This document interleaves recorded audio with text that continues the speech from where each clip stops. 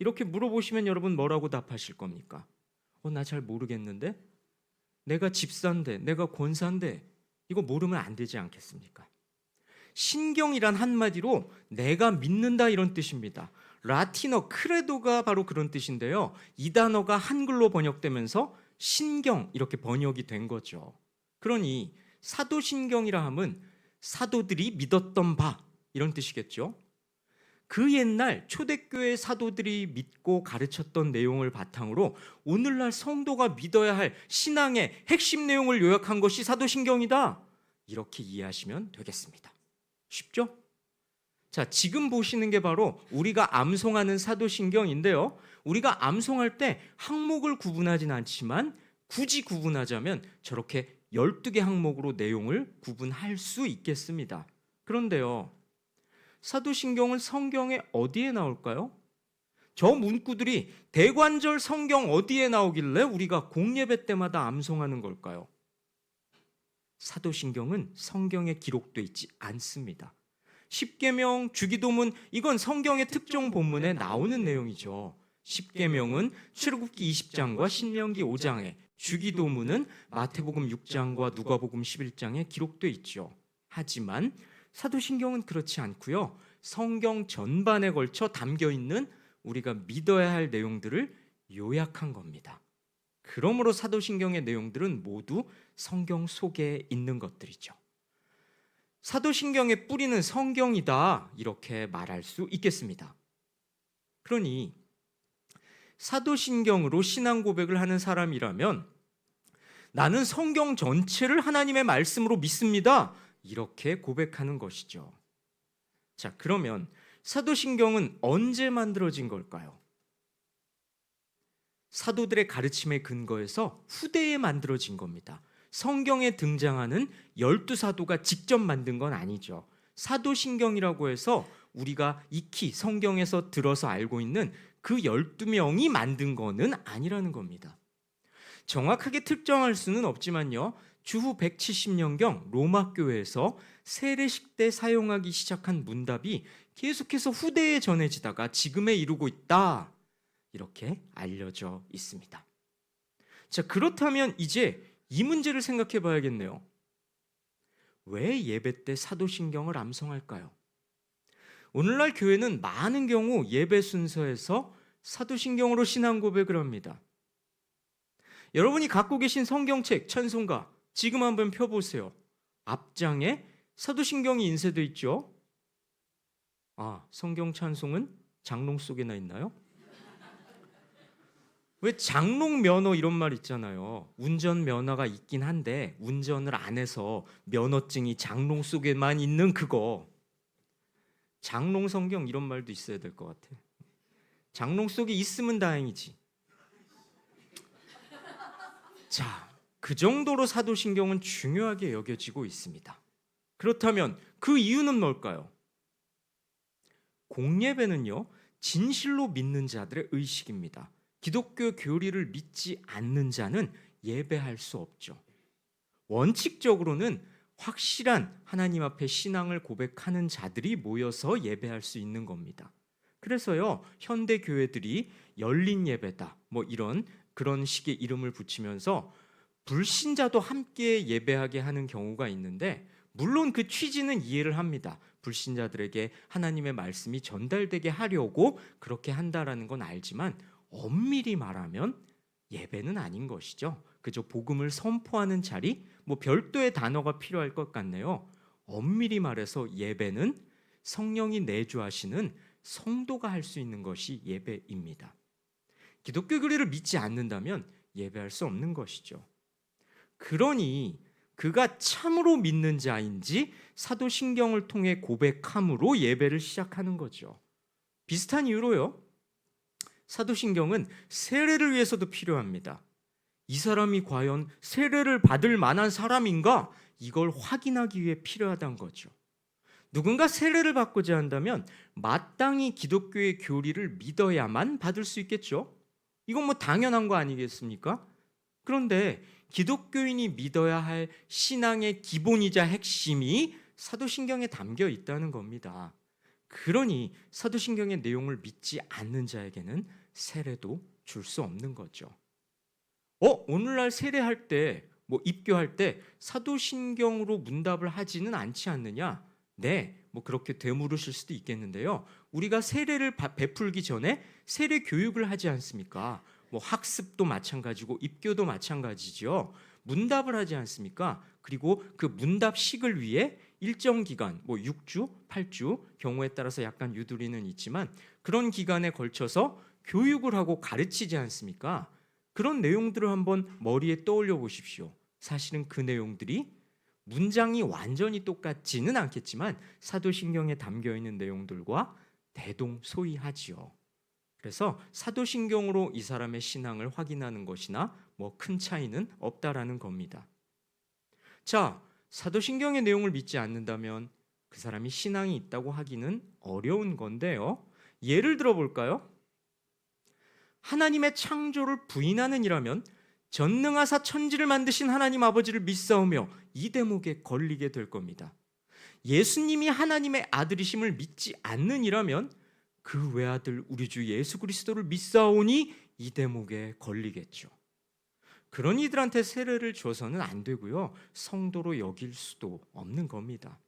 그런 이에게는 복음을 잘 가르쳐서 올바른 신앙 고백을 할 수 있게 만들어야겠죠. 이끌어야겠죠. 그것이 바로 사도신경의 기능이기도 합니다. 자, 이렇게요. 사도신경의 내용이란 성경 속에 있는 것들을 요약한 것이자 기독교의 핵심 교리라고 할 수 있겠습니다. 그렇기 때문에 사도신경으로 신앙 고백을 함으로써 예배를 시작하는 것이죠. 우리는 이런 내용들을 모두 믿습니다. 그렇게 믿는 우리들이 모여서 하나님께 예배합니다. 우리 예배를 받아주세요. 이런 의미가 사도신경 암송에 담겨 있는 겁니다. 자, 그러니 사도신경은 아주 중요합니다. 여러분, 예수 믿으십니까? 믿으신다고요. 그럼 뭘 믿으신다는 겁니까? 우리가요, 믿는다고 하면서 뭘 믿는지 물으면 대답을 잘 못하는 것 같습니다. 자신들이 믿는 바가 정확하게 무엇인지도 모르면서 그것을 믿는다는 건 우스운 일이겠죠. 사도신경은요, 기독교가 믿는 바를 잘 요약하고 있습니다. 그리고요, 사도들의 가르침 위에 선 교회가 마땅히 동의하고 숙지해야 할 핵심을 담고 있습니다. 그러니 우리가 사도신경의 내용을 잘 알아야 하겠죠. 자, 그럼 지금부터 사도신경의 내용들을 구체적으로 살펴볼까요? 사도신경의 첫 번째 고백이란 이겁니다. 함께 읽습니다.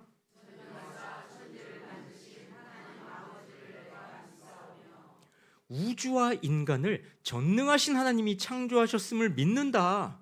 그렇습니다.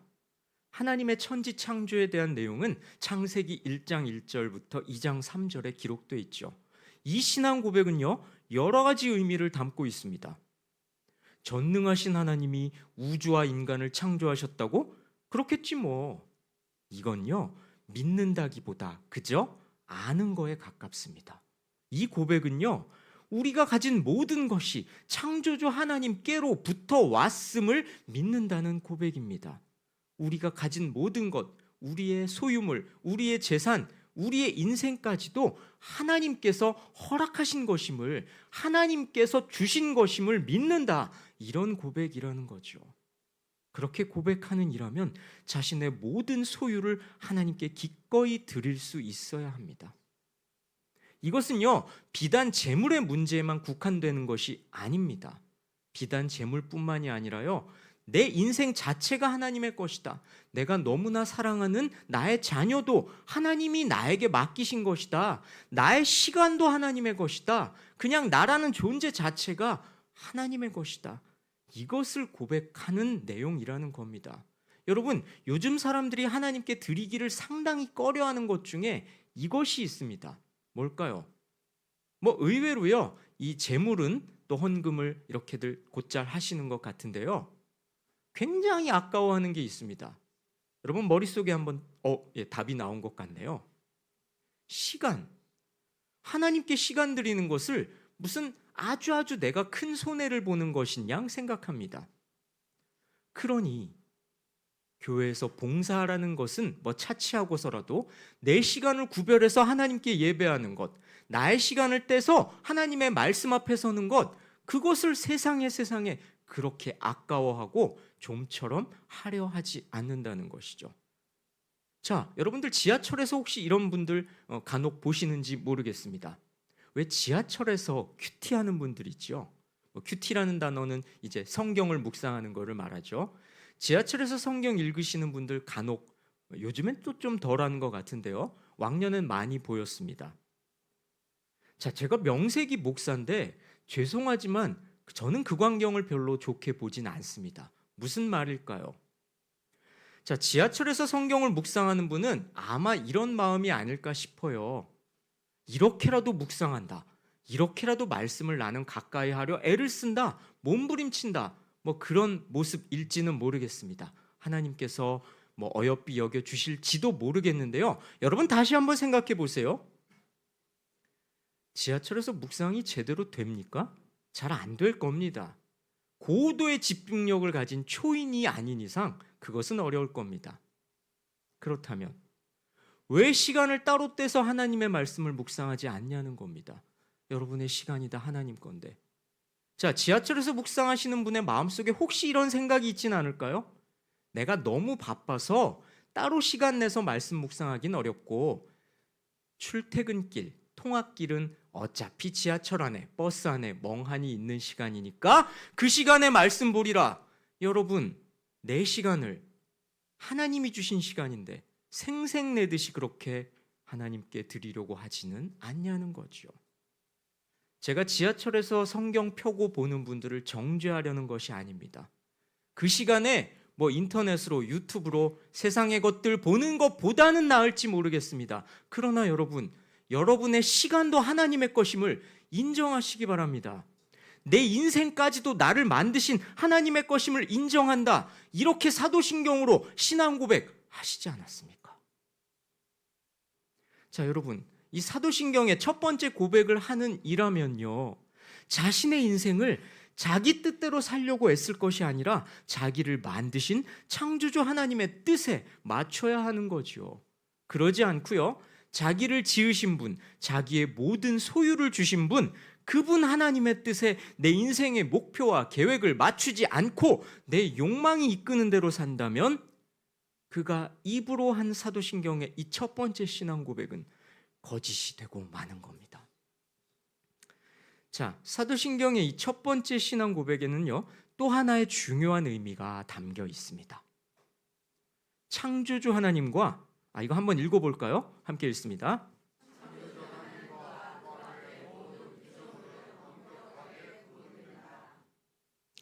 전능하사 천지를 만드신 하나님 아버지를 내가 믿사오며, 전능하사 천지를 만드신 하나님 아버지를 내가 믿사오며, 이 신앙 고백이 그저 주문이 되지 않으려면 우리는 이 구분을 선명하게 인식해야 합니다. 그런데요, 오늘날 하나님을 믿는다고 하는 사람들도 이 절대적인 구분을 손쉽게 허물려고 합니다. 요즘 사람들이 즐겨 사용하는 말 중에 이런 말이 있죠. 어떤 분야에서 탁월한 능력을 펼쳐 보이는 사람한테 신이라는 칭호를 붙입니다. 공부를 잘하면 공부의 신이라고 하고요, 축구를 잘하면 축구의 신이라고 합니다. 미모가 출중하면 여신이라고까지 부르죠. 세상에 살아있는 여성한테 여신이라고 부른다는 겁니다. 이런 현상은요, 그저 유행이라고 할 수만은 없는 겁니다. 물론 젊은이들이 그저 재미삼아 또 이렇게 분위기를 흥겹게 하려고 또 상대방을 이렇게 추켜 세워주려고 하는 말이죠. 세상에 여성이 여신이란 말을 들으면 뭐 기분은 제법 좋지 않겠습니까? 그런데요, 물론 우스갯소리로, 자, 웃지 마세요. 뭐 자기가 그런 말 들은 것처럼 그런 표정으로 웃으시는 분, 여성도님들 계신데 웃지 마시고요. 자, 우스갯소리로 우리가 이런 말들을 주고받지만 이런 현상은요, 그저 유행이라고 할 수만은 없는 겁니다. 이 시대가 신이라는 존재를 어떻게 생각하고 있는지를 잘 보여주죠. 하나님과 피조물 사이의 구분이 허물어지고 있음을 은연중에 드러내는 겁니다. 그렇습니다. 인간은요, 하나님과 피조물 사이의 경계를 쉽게 넘으려고 합니다. 그래서 곧잘 신을 만들어냅니다. 그리고 그 신을 섬기려 들죠. 자기 마음을 빼앗는 것들, 자신의 두려움을 해결해 줄 수 있는 것들, 자신의 현실적 필요를 채워줄 수 있는 것들, 이런 것들을 신격화합니다. 돈의 신, 형통의 신, 행복의 신, 자기애의 신. 여러분, 이런 것들이 바로 우상숭배의 한 모습인 겁니다. 이렇게요, 많은 이들이 자기가 우상을 섬긴다는 걸 모른 채 살아갑니다. 그저 눈에 보이는 형상, 눈에 보이는 그 형상에 절하지만 않으면 우상숭배하지 않는 줄로 생각합니다.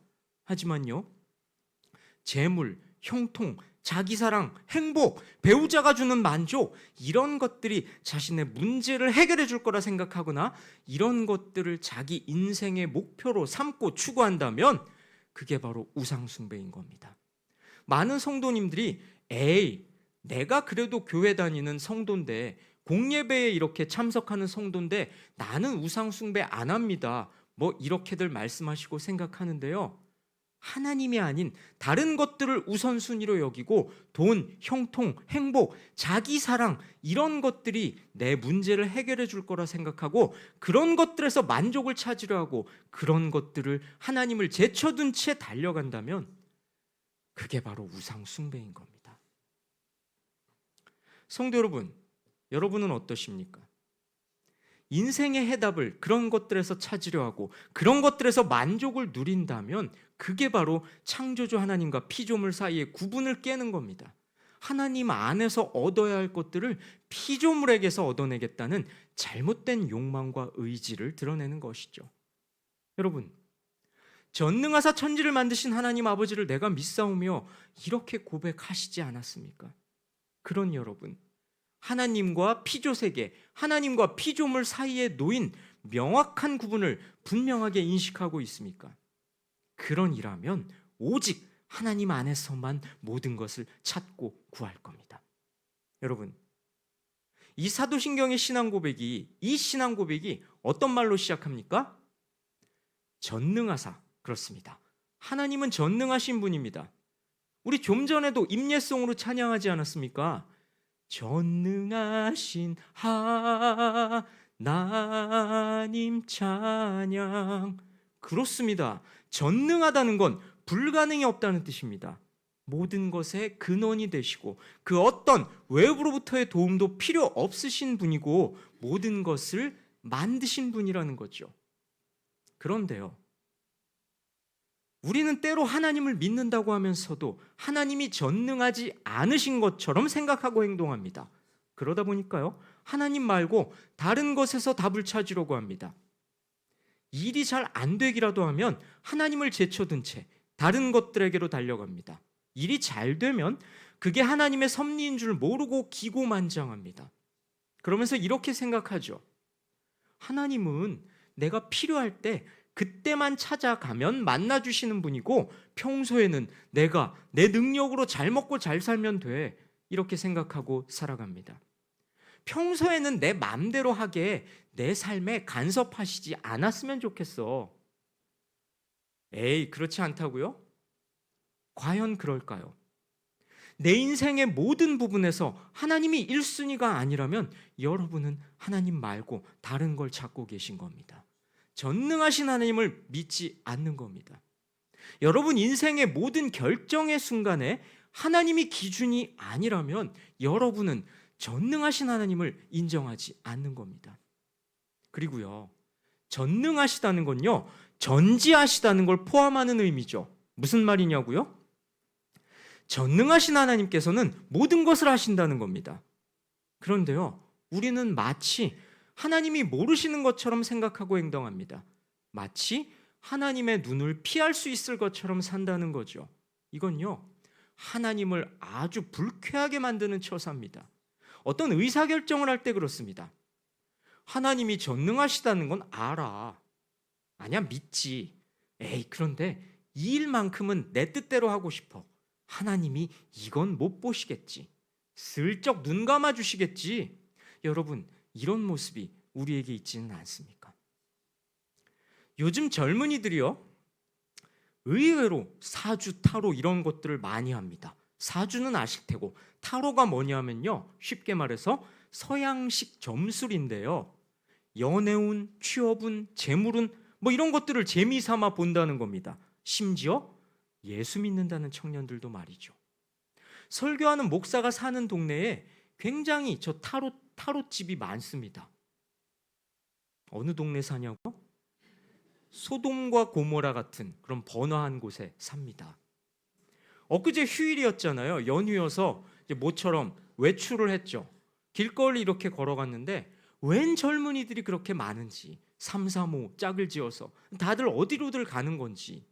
자, 그러다가 저도 이렇게 뚜벅뚜벅 걷다가 저 타로집을 이렇게 발견합니다.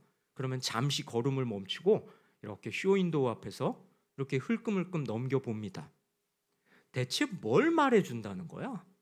대체 뭘 알려주겠다는 거야? 그러면서 이렇게 멀뚱멀뚱 이렇게 보죠. 그리고 거기를 드나드는 이렇게 입장하고 뭐 퇴장하는 그런 젊은이들을 보면 참 마음이 안타깝습니다. 뭘 묻겠다는 걸까? 심지어 예수 믿는다는 청년들도 많이들 다닙디다. 그런데요, 그네들이 이렇게 말합니다. 에이, 기독교 신앙하고 그건 좀 별개죠. 그 정도야 심심풀이로 재미삼아 할 수 있는 거 아닌가요? 이렇게 생각하거나 아니면 사주, 타로 그게 좋은 게 아니라는 건 알지만 하나님의 눈을 슬쩍 피하는 마음으로 하려 듭니다. 투과시켜 주십시오. 전능하사 천지를 만드신 하나님 아버지를 내가 믿사오며 이렇게 고백해 놓고는 하나님이 아닌 그 어떤 운명, 숙명, 그 어떤 운 같은 것이 현실 세계에서 작동할 거라 생각하고 사주 타로를 합니다. 전능하신 분이라 함은 전지하신 분이다 이런 뜻인데도 하나님의 눈을 피하거나 가리려고 듭니다. 자기 애인이, 배우자가 자기 눈을 피해 다른 이성하고 밥 한 끼 먹고 차 한 잔 마시는 거에는 그토록 예민하면서 하나님을 사랑한다고 노래로는 실컷 불러대는 기독교인들이 하나님의 눈을 피해 세상을 사랑합니다. 남편과도 같은 하나님의 눈을 피해 세상을 애인 삼곤 합니다. 전능하신 하나님 찬양, 이렇게 눈물 흘리며 기도하는 자들이 전능하시고 전지하신 하나님의 눈을 피해 세상을 버탄다는 겁니다. 세상을 사랑한다는 겁니다. 그러면서 에이, 이 정도는 괜찮겠지, 이렇게 제 마음대로 판단하더라는 겁니다. 남편과도 같은 하나님의 눈을 피해 세상을 애인 삼는 그런 모습이란요, 사도신경의 첫 번째 고백을 거짓으로 만들어 버리는 겁니다.